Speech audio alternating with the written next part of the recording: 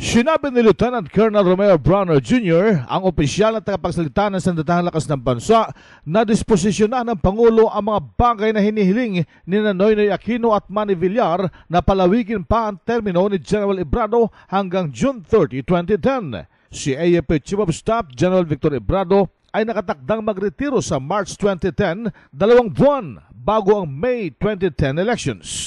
Sa panig ni AFP Chief of Staff General Victor Ebrado, number one, he still intends to retire on his retirement date, which is March 10, 2010.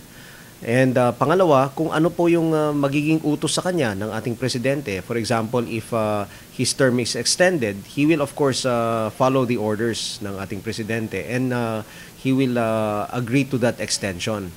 And the same is true also with any other decisions ng ating presidente. But as of now, he says that he remains professional at gagawin niya ang lahat ng kanyang kayang gawin hanggat matapos yung kanyang termino bilang Chief of Staff. So he will do everything to accomplish the mission of the AFP. Si Lieutenant Colonel Romeo Browner Jr.